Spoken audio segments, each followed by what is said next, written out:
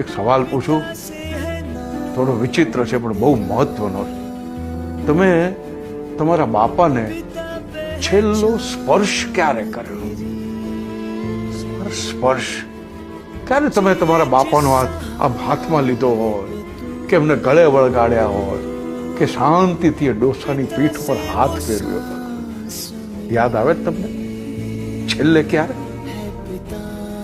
Inspector, આ બધી નાની નાની નહીં વાતો. નહીં નહીં બેન, નહીં. આ નાની વાત નથી. તમને આ ઉંમરે લાગશે, પણ હું તમને કહું, આ નાની વાત નથી.